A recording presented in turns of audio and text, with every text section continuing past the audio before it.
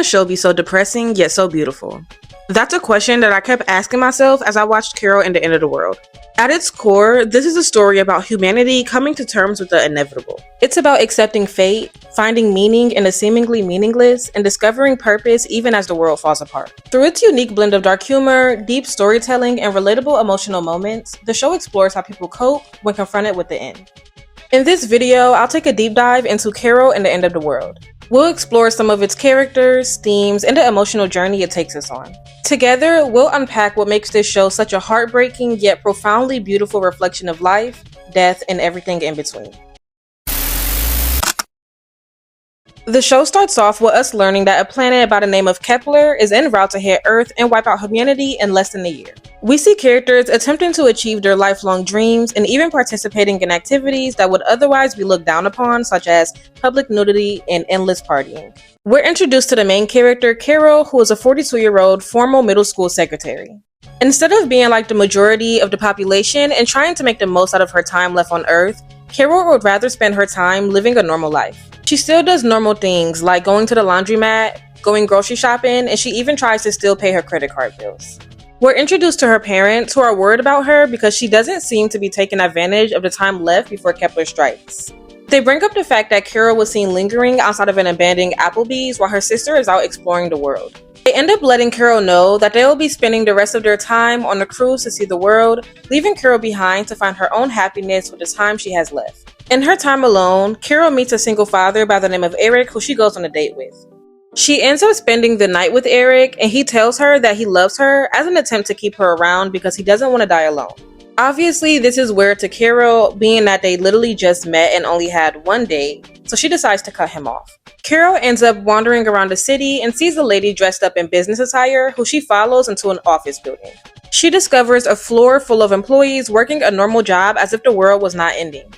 Carol decides to get a job at the office, now known as The Distraction, where all of the workers ignore each other and focus on completing their job duties. Everything is going well for Carol at her new job, and she's finding joy in it until the office printer runs out of ink toner and it's her job to replace it. Carol, determined to do well at her new job, goes on a wild goose chase to find printer ink. Once she's left with no other options, she robs a friend at gunpoint for her printer ink, just to find the printer restocked of ink when she arrives back to the office. At this point, we're introduced to Donna, another employee at the office who kindly replaced the printer ink for Carol. Donna tells Carol not to question how the office works and to just go along with it because everyone there needs it. Over time, Carol and Donna become friends, and they're introduced to another employee at the office named Lewis, who they also develop a friendship with. With hopes of developing community with all of the other employees, Carol takes the initiative to learn everyone's names and small details about their personal lives by obtaining their files. She discovers that one of the employees by the name of David died in the office and had been dead for a while without anyone noticing. With the help of Donna and Lewis, Carol manages to find David's wife, where she learns that she's in a polyamorous relationship with multiple men and hasn't even noticed that David has not been home for a long time. With that knowledge, the gang comes up with the conclusion that David's wife did not care about him, so they decide to scatter his ashes from the Distraction rooftop and are joined by a few fellow employees. This moment, when the employees of the Distraction come together to celebrate the life of a deceased fellow employee, highlights the start of the community Carol was building. The community continues to grow as Carol starts to host a weekly happy hour at Applebee's, resulting in everyone at the Distraction becoming friends. Due to the newfound bond and relationships built, the employees begin to cry as they come to the realization that they soon will be losing each other. Despite this, they continue to work at the Distraction and host happy hours as they wait for the arrival of Kepler. Although the show is called Carol and the End of the World, it does a great job of not just focusing on Carol. She's the main character, but we're soon introduced to Donna and Lewis, who become main characters essentially. They're all lonely in their own ways and for their own reasons, but they manage to build a bond together even though they're so different. The show flawlessly gives the other characters their own lives and detailed backstories, which is something that I truly appreciate in the series. This adds a touch of realism, allowing the audience to find similarities between themselves and the characters' lives. Ultimately, this makes the show even more gut-wrenching because we can see ourselves in the situation and therefore share the same emotions as the characters. Overall, I think this was a truly unique show with a special twist on the apocalyptic genre. I love how natural the world and characters felt. The mention of Applebee's and Staples and other recognizable brands is another detail that made the show feel more real. These are everyday places and things that are part of society now, so seeing them in an abandoned, apocalyptic state is eerie and chilling. The show has a subtle yet fascinating way of pulling the viewers into its atmosphere. I also love how it takes deep dives into the personal lives of its side characters. Through their backstories and relationships, we gain a wider perspective and a richer sense of world building. This makes the story and the characters feel much more relatable, which in turn makes the events of the show feel more impactful. The writers did a brilliant job of pulling the audience into the story, making it feel like we're sitting with the discomfort of the world ending alongside the characters rather than just watching it from a distance. It's almost like we're experiencing this apocalypse with them. This creates an atmosphere that encourages the audience to reflect on their own lives and consider what they would do in this situation. Most people wouldn't expect someone like Carol to be the main character of a show. She has a pretty dull personality and finds joy in living a normal lifestyle. She's not adventurous and initially doesn't have any friends. Her parents worry about her for those reasons. Since the world is ending, they want her to live the rest of her life in the best way possible. They want her to be more like her sister who's traveling the world and skydiving. But Carol will rather do the same things that she'll be doing if the world wasn't ending, such as going grocery shopping or paying off her credit card debt. These are things that bring her joy, and that's why I believe Carol makes such a great character. Carol provides a new perspective for what it means to live a good life. While others need to feel the rush of doing something super adventurous, Carol is okay with living a slow and steady life, and honestly, it's refreshing to see a character written in this way. It's a reminder to live for yourself and do the things that make you happy, even if others don't understand. It's not for them to understand. So many people wanted to change Carol for what they believed was her good, but Carol ultimately had to choose the path that she wanted to take, and she chose the one that made the most sense for her. While most people in the show are traveling the world and trying new things in an attempt to discover who they are, Carol doesn't need to do this. She doesn't need to find herself because she already knows who she is. Eric struggled to be a present father to his son Steven because he felt an important piece of his family was missing, his wife and a mother figure for Steven. Rather than facing the loss head on, he convinced himself that finding another woman would fill the void. He pursued Carol not out of love, but out of desperation. He believed that both he and Steven needed a woman in the house to restore some sense of normalcy. When Steven's mother left, Eric spiraled into a depression, realizing that not only was the world ending, but in his words, he'll be dying alone. He fixated on Carol being the missing piece to complete his story before the inevitable, clinging to the idea until she ultimately cut him off. This rejection, combined with his lingering grief, deepened his depression. He spent his days in bed, neglecting Steven until his son finally had enough. Tired of feeling abandoned, Steven decided that he wanted to leave and spend the rest of his life with his mother. This was the wake-up call that Eric needed. Instead of fighting it, he chose to take his son there, determined to spend whatever time he had left together. Watching Eric's journey unfold was both frustrating and emotional. He spent so much time numbing himself, sleeping and eating his days away, that he pushed his son further and further away from him. During their car ride, I found myself annoyed at his attempts to spark conversation with Steven. He was saying anything just to keep the dialogue going, but beneath it, I can sense his desperation. It was clear that he was trying to mend a relationship that he had neglected for too long. Eric finally began to recognize the impact of his behavior, and in his own flawed way, he used the car ride to try to make things right. It was heartwarming to see them slowly let their guards down, rediscovering their father-son bond. The most powerful moment came from when Steven read the letter Eric had written for his mother. In that letter, Steven finally saw his father's true feelings that Eric had struggled to express because of his depression. That letter held everything Steven had needed to hear from his dad all along.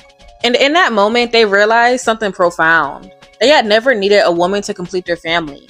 They had what they needed all along. They had each other, and they were each other's purpose. Donna's backstory truly brought me to tears and really hit home because it's a reality that I see so often in my community. As a single mother of 5, she did whatever it took to provide for her children. She worked long, exhausting hours, which meant missing out on countless moments she could never get back. Watching her children reminisce about their favorite childhood memories while she sat there unable to recall them was heartbreaking. She wasn't there to witness those moments because she was at work, and by the time she got home, she was too drained to do anything but prepare for the next day. She never had a chance to just slow down and relax, to just be. And if she did, how would her children have what they needed? And the saddest part of it all is just as much as she didn't have much time for her children, she didn't have much time for herself either outside of working and resting. And that's truly devastating. But still, I believe Donna was a good mother. She made sure her kids had a roof over their heads, food on the table, and clothes on their backs, and most importantly, they had each other, even though she had to do it all alone. During their Christmas celebration, reality sank in. Donna's time with her children had truly come to an end. They were now adults with their own families, and the world was ending. They chose to spend the rest of their time traveling with the people that they built their lives with. Not wanting to be a burden, Donna put on a brave face, claiming that she was finally fulfilling her passion of writing a novel. But the truth is, she was doing the only thing she ever known how to do: work. Working at the office wasn't just a distraction from Kepler hurtling towards Earth. It was a distraction from the regret she carried. The regret of missing time with her children. The regret of never slowing down. And now time has run out. Despite it all, I'm grateful that Donna found true friendship as a distraction. A community of people who, like her, had given so much of themselves to others. At the very least, she wouldn't have to spend the end of the world by herself. David was one of the many employees at the distraction who faded into the background for most of the show, only coming into focus after his death. Carol was the one who found him slumped over at his desk, unnoticed by everyone around him. The fact that no one had realized that he was gone made the discovery even more heartbreaking. Determined to give him some dignity in his death, Carol took it upon herself to return his body to his wife, only to find that she hasn't even noticed that he was gone. When we meet David's wife, we learn that she's in a polyamorous relationship with multiple men and seems indifferent toward him.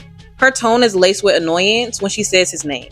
Carol, along with Donna and Louis, quickly picked up on this, growing uneasy as they realized that David's wife truly did not care about him. Faced with this reality, they decide to cremate him themselves and give him a farewell that he deserved. Though the people who attended his untraditional funeral may not have known him personally, they respected him enough to show up and offer a few kind words. To me, what made David's story so devastating was the fact that he was truly alone. He had a wife, but she was preoccupied with other relationships and never even realized he was missing. When he wasn't at work, he lived out of a hotel room completely by himself. And even at the office, surrounded by coworkers, he had no real connections. Just a lonely desk in a corner where he spent his days in isolation. In the end, that's where he died, alone and unnoticed until Carol finally saw him. Thinking about David's life, it makes me wonder if he ever felt like he truly mattered to anyone. It's heartbreaking to imagine that he might have died believing that no one cared. That's why I truly appreciate the effort Carol made to honor him, even without having a personal relationship to him. Her decision to cremate him and give him a small homegoing was a testament to her kindness and compassion. It shows the kind of person she is, someone who sees people, even when no one else does. Throughout the series, I noticed quite a few children wandering on their own, which was especially concerning given that they're living in an apocalyptic world. There was a little boy at the laundromat, the boy dressed as a vampire, the boy who jumped out of the bush, and the girl who claimed to have the last Hershey bar in the world. There may have been more that I missed, but those are the ones who stood out to me. I couldn't help but wonder, were they abandoned by their parents or simply lost? It's also possible that their parents had just passed away, leaving them alone without any form of protection or child welfare services. Regardless of the circumstances, it was heartbreaking to see the children left to fend for themselves in such a bleak world. The fact that they would have to face the end alone is just so sad. This episode has received so many mixed reactions. Many people find it boring and drawn out, but I actually think it's one of the more interesting episodes in the series. Earlier in the show, Carol lies to her parents, telling them that she's trying out surfing. She does this to reassure them as they worry she isn't making the most out of her remaining time on Earth. While others are traveling the world or chasing their dreams, Carol prefers to spend her limited time doing ordinary things like going to Applebee's. Her parents find this concerning, so Carol fabricates the surfing story to make them happy. They believe her and are genuinely pleased that she's trying something new. Because of this, I believe that the surfing episode is just Carol's imagination. Based on what we know about her character, actually taking up surfing feels out of the norm for her. Instead, I think she's imagining what her life would be like if she actually had decided to learn. The show never explicitly confirms whether this is the case, leaving it open for interpretation, but this theory makes the most sense to me. Typically, when an episode is meant to be a dream or fantasy, it ends with a character waking up or returning to reality. But this episode doesn't have that, which is why many people see it differently. One major clue that supports the idea that this episode is imaginary is the absence of Kepler. In every other episode, Kepler is clearly visible in the sky, yet in the surfing episode, it's nowhere to be found. Another significant detail is Carol's eye color. In this episode, her eyes are green, whereas in every other episode, they're brown. Even the official episode description hints at this idea, stating that Carol is surfing around the world in search of a perfect wave. But Carol has made it clear that the furthest she travels is to the office, Applebee's, or maybe even an abandoned Staples if she needs printer ink. This suggests that the episode represents an alternate reality, one where Kepler doesn't exist and Carol chooses to embrace adventure. It makes sense for Carol to have this kind of fantasy, given that we've already seen that she has an active imagination. A perfect example of this is when she daydreams about becoming friends with Donna, and sharing inside jokes about the banana bread she made. For all of these reasons, I firmly believe that the surfing episode takes place entirely in Carol's mind. The distraction was meant to be just that, a distraction, and it honestly did its job well. It worked so effectively that it allowed both characters and even the viewers to momentarily forget the inevitable. The reason the distraction worked was because there was no personal attachments. No one knew each other's names, no friendships were formed, and no secrets were shared. There was just work. But everything changed once Carol arrived. Unlike everyone else, she took the initiative to learn everyone's names and address them personally. She built a sense of community within the workplace, creating unique connections where there previously had been none. This shift made it all more painful when reality set in. Soon they would have to say goodbye. When the office finally broke down in tears, it wasn't just because the world was ending. It was because the world was ending, and with it, the relationships they had built. The moments, the laughter, the friendships, everything would vanish along with them. And that, above all, was the saddest part. At its core, the distraction was a place for people who wanted to work a normal 9 to 5, pretending that life was still ordinary. They clung to the small comforts while avoiding deep connections. Initially, the employees made a conscious choice not to talk to each other or learn anyone's name. Keeping things impersonal made it easier for them to exist in the face of impending doom. There was no need to mourn the loss of someone you never truly knew. In a way, being strangers brought peace to their situation, but it also stripped away their humanity. That's what made Carol so different. By simply learning and addressing her coworkers by name, she reminded them that they were more than just employees killing time. She validated them. Slowly, she brought life back into the office. At the start, the workplace seems very silent. In an early scene, Carol introduced herself to Donna, and for a brief moment, it seems like Donna wants to respond, but instead she just nods her head and walks away. It's as if she longs for a connection but holds herself back. And when you consider Donna's backstory, it makes sense. She had already missed out on so many meaningful relationships with her family. Maybe she didn't know how to start. By walking away from Carol, she was trying to protect herself from deeper heartbreak. I love that Carol took the first step in breaking down those walls. In a place where people barely acknowledge each other's existence, she made them feel seen. What started as a simple act, learning names, grew into something much bigger. It led to nightly happy hours, meaningful conversations, and ultimately a true sense of community. It's clear that most of the employees at the distraction didn't truly want to be there. We see them struggling to stay awake at their desk, but being there gave them some structure. It gave them something to focus on other than the chaos outside and the countdown to their final days.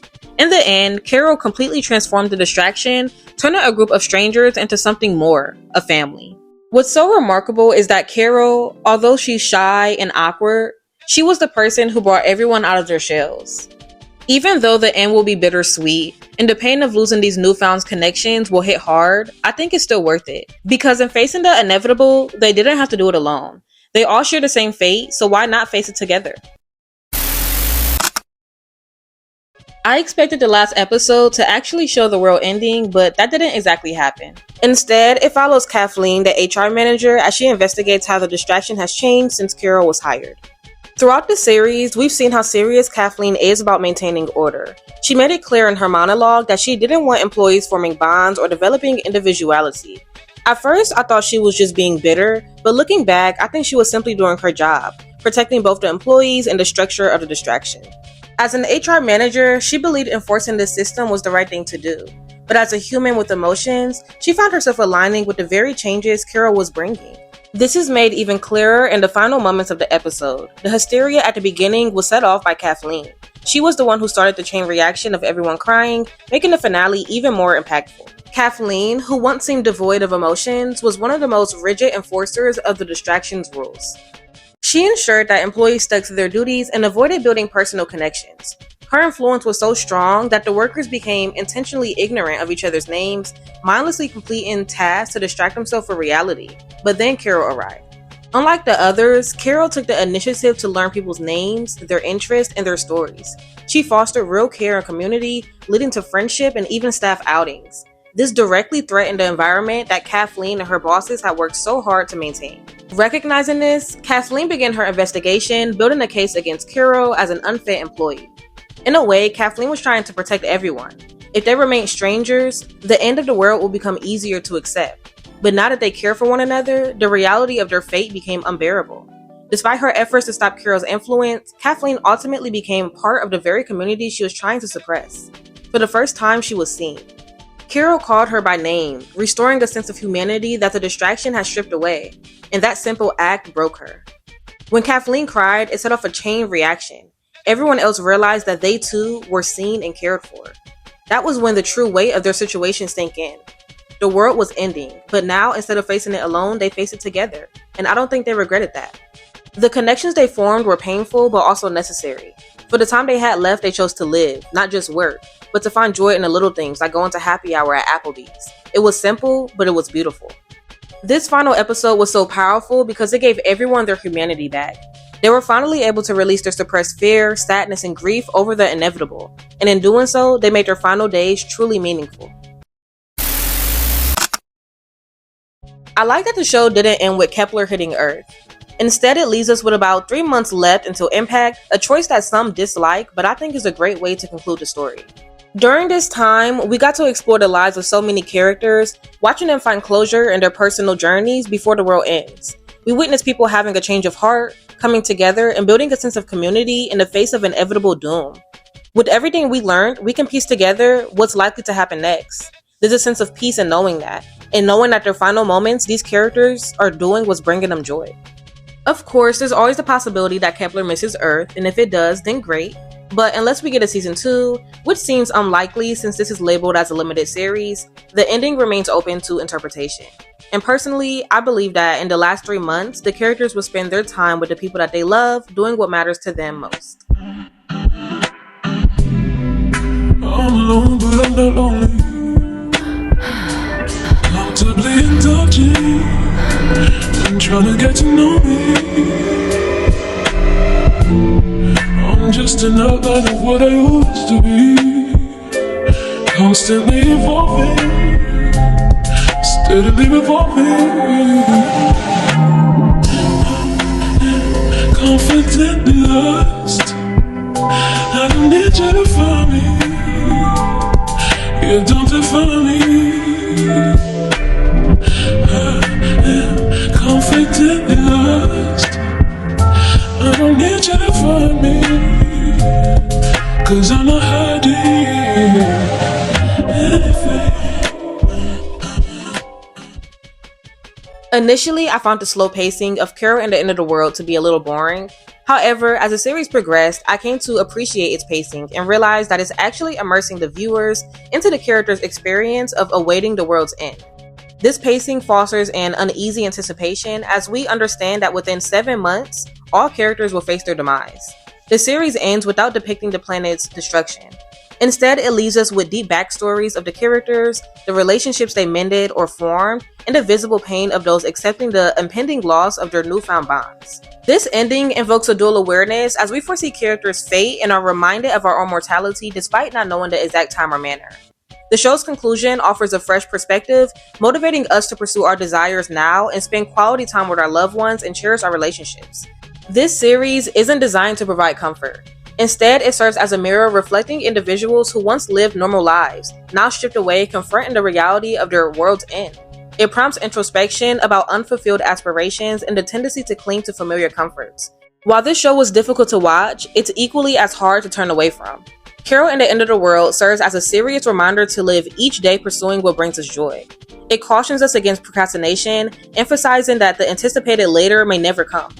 We have to do the things that we are passionate about now, chase our dreams now, and truly live now.